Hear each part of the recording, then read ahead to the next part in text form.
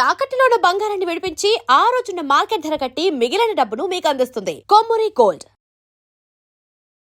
నమస్తే, welcome to our channel. ప్రస్తుతం మనతో పాటు ఉన్నారు హోమియోపతి నుంచి డాక్టర్ శ్రీధర్ రెడ్డి గారు. నమస్తే సార్. నమస్తే సార్, క్యాన్సర్ మొదలయ్యే ముందు బాడీలో మనకు కనిపించేటువంటి మొదటిగా కనిపించే లక్షణాలు అంటే తద్వారా దాని నుంచి ఓకే ఇది స్టార్ట్ అవబోతుంది అని కరెక్ట్గా పాయింట్ అంటే గుర్తు చేసుకునే విధంగా అంటే అలాంటి లక్షణాలు ఏమనొచ్చు అంటారు? అంటే జనరల్గా కొంతమందికి ఏంటంటే కొన్ని పర్టికులర్ సిమ్టమ్స్ ఉంటాయి. Like weight loss.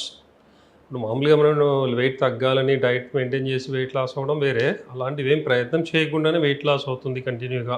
లైక్ అంటే ఒక 1 మంత్లో ఒక 2-3 కేజీలు తగ్గడము, 4-5 కేజీలు తగ్గడము, అలా కొంతమందికి ఉంటుంది. అలా ఏంటంటే ఇది ఒక ఇండికేషన్ ఎందుకు తగ్గింది. ఫస్ట్ ఆఫ్ ఆల్ కొంతమంది డయాబెటీస్ వచ్చిన తర్వాత కూడా తగ్గుతారు. సో డయాబెటీస్ వచ్చి తగ్గారా లేకపోతే ఇంకేదైనా రీజనా, ఇది ఫస్ట్ పాయింట్. సెకండ్ థింగ్ ఏంటంటే వీక్నెస్, టైర్డ్నెస్, ఫ్యాటిగ్ అంటారు. సో ఇది ఏంటంటే రెస్ట్ తీసుకున్నా మంచిగా ఇంట్లో ఉండి వాళ్ళన్నీ తీసుకున్నా కూడా తగ్గదు.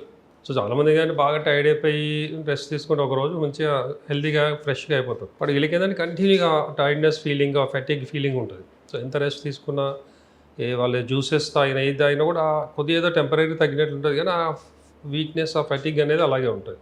సో ఇదొక ఇంపార్టెంట్ సిమ్టమ్. తర్వాత ఏంటంటే ఈవినింగ్స్ పర్టికులర్గా టెంపరేచర్ రావడం, సో నైట్ టెంపరేచర్ స్వెటింగ్ రావడం బాగా, particular evening time. Day time బాగానే ఉంటారు, ఈవినింగ్ అయ్యేటప్పటికి నైట్ అవుతున్న కొద్దీ వాళ్ళకు జ్వరం రావడం కానీ, ఈ చెమటలు పట్టడము, ఈ వీక్నెస్, టైర్డ్నెస్ ఇట్లాంటివన్నీ ఈవినింగ్ టైమ్స్ ఎక్కువ ఉంటాయి. సో నైట్ టైమ్స్ ఉన్నాయంటే అది అంటే హోమియోపతిలో ఏంటంటే సిఫిలిటిక్ టెండెన్సీ అంటాం. సో క్యాన్సర్ ఇట్లాంటివి వచ్చే టైప్లో ఇవి చాలా ఫ్రీక్వెంట్గా వస్తుంటాయి.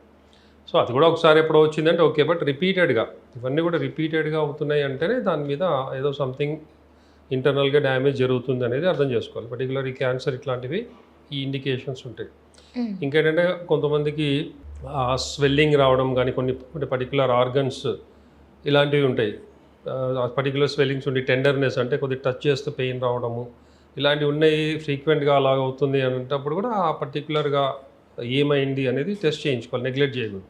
పర్టికులర్గా ఏంటంటే 40-50 దాటిన వాళ్ళలో ఈ సిమ్టమ్స్ వస్తే గ్యారంటీ దాన్ని కేర్ తీసుకోవాలి, చెకప్ చేయించాలి. తర్వాత ఏంటంటే కొంతమంది కంటిన్యూగా అంటే అప్పటిదాకా బాగానే ఉండి కంటిన్యూగా కాన్స్టిపేషన్ ఉంటుంది, చాలా హార్డ్గా ఉండడం, లేదంటే కంటిన్యూగా లూజ్ మోషన్స్, డయేరియా అంటాం. సో ఇలాంటివైనా కూడా ఎప్పుడో ఒకసారి అంటే ఏదో బయట ఫుడ్ తినడం వల్ల అయింది అది అనుకోవచ్చు, బట్ అది రిపీటెడ్గా ఫ్రీక్వెంట్గా అవుతుంది అంటే సమ్ ఇంటర్నల్ ఆర్గన్స్ అంటే డైజెషన్ సంబంధించిన కొలాన్ కావచ్చు, స్టమక్ కానీ, ఇంటెస్టైన్స్లో కానీ ఏదన్నా ఈ క్యాన్సర్ టైప్ ఆఫ్ థింగ్స్ ఉంటే ఈ రిపీటెడ్గా అలా వస్తుంటుంది అనమాట. సో ఇలాంటి ఇండికేషన్స్. తర్వాత కొంతమందిలో ఏంటంటే మింగేయడం ప్రాబ్లం అవుతుంటుంది, అడ్డుకున్నట్లుగా మింగేటప్పుడు పెయిన్ రావడం, మళ్ళీ తినేటప్పుడల్లా ఒక్కొక్క ముద్దకి నీళ్ళు తాగడం. అంటే ఇది ముందు నుంచి అలవాటు ఉన్నది వేరే, అప్పటిదాకా లేకుండా తర్వాత ఫ్రీక్వెంట్గా ఇలా రిపీటెడ్గా అవుతూ ఉండడం, అలా రావడం. లేదంటే ఫ్రీక్వెంట్గా కాఫ్ రావడం, దగ్గు రావడము, మెడిసిన్స్ చేసుకుని తగ్గి మళ్ళీ ఫ్రీక్వెంట్గా రావడం. సో ఇట్లా ఇప్పుడు థ్రోట్ మనకు ఈ మింగడం ప్రాబ్లం ఉంది, ఇలాంటివి అంటే సమ్ థ్రోట్ రిలేటెడ్ క్యాన్సర్ రావచ్చు. అండ్ ఫ్రీక్వెంట్గా దగ్గు రావడం కానీ, కఫం కానీ, ఆయాసం లాగా ఫ్రీక్వెంట్గా అప్పటిదాకా లేకుండా ఏదైనా కొద్దిగా చేంజ్ ఆఫ్ వాటర్ కానీ, చేంజ్ ఆఫ్ వెదర్ ఏదైనా అయినప్పుడు దగ్గు రావడం ఫ్రీక్వెంట్గా వచ్చి కొద్దిగా వీక్గా అయి టైర్డ్గా అయిపోయి అలా ఉంది అంటే సమ్ లంగ్ రిలేటెడ్ క్యాన్సర్ కూడా రావచ్చు. తర్వాత కొంతమందికి ఏంటంటే సడన్గా వాళ్ళు డౌన్ అయిపోవడం, అంటే మైండ్ డల్ అయిపోవడం, మెమరీ లాస్ అవ్వడం, ఇలాంటివి కొన్ని జరుగుతాయి కొంతమందిలో. అప్పటిదాకా బాగానే ఉంటారు, సడన్గా వాళ్ళు ఏదో ఆలోచిస్తుంటారో ఏం గుర్తుండదు, ఏదో పిలుద్దాం అన్నట్టు ఇంట్లో వాళ్ళ పేర్లే సడన్గా మర్చిపోతారు. సో బ్రెయిన్లో ఏదన్నా బ్రెయిన్ స్ట్రోక్ రావడం కానీ, సో ఇట్లాంటివి ఏమన్నా ఉన్నప్పుడు కూడా ఈ ఇండికేషన్స్ ఉంటాయి. సో ఇలాంటివి ఏమైనా ఉన్నాయంటే నెగ్లెక్ట్ చేయకుండా కంపల్సరీ డాక్టర్ చూపించి టెస్ట్ చేయించాలి. అండ్ ఇవన్నీ కాకుండా ఒక 50% పీపుల్ ఏంటంటే వితౌట్ ఎనీ సిమ్టమ్స్.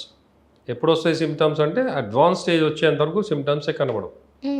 సో అందుకనే ఏంటంటే రొటీన్ చెకప్ ఒక ఏజ్ వచ్చిన తర్వాత, పర్టికులర్గా ఈ హెరిడిటరీ టెండెన్సీ ఉన్నవాళ్ళు అంటే పేరెంట్స్లో క్యాన్సర్స్ ఉన్నవాళ్ళు, లేదంటే గ్రాండ్ పేరెంట్స్లో ఆ ఫ్యామిలీలో క్యాన్సర్స్ వచ్చి చనిపోయారు, లేదంటే క్యాన్సర్తో సఫర్ అవుతున్నారు అనుకున్నప్పుడు 40 years దాటిన తర్వాత ఫ్రీక్వెంట్ అంటే ఈ ఇయర్లీ వన్స్ ఒక కామన్ రొటీన్ చెకప్, స్కానింగ్ ఇట్లాంటి మామూలు అల్ట్రాసౌండ్ చేపిస్తుంటారు, బ్లడ్ చెకప్స్ ఇవి చేస్తూ ఉండాలి. అంటే ఏ చిన్న డౌట్ వచ్చినా కూడా దాన్ని నెగ్లెక్ట్ చేయకుండా. ఇప్పుడు చాలామంది రిపీటెడ్గా ఒక పెయిన్ వస్తుంటుంది, ఏదో పెయిన్ కిల్లర్ వాడతారు, ఆ టైం తగ్గిపోతుంది, అలా నెగ్లెక్ట్ చేసుకుంటూ వెళ్ళిపోతూ ఉంటారు. సో ఇలాంటిది కూడా రిపీటెడ్గా జరగకూడదు.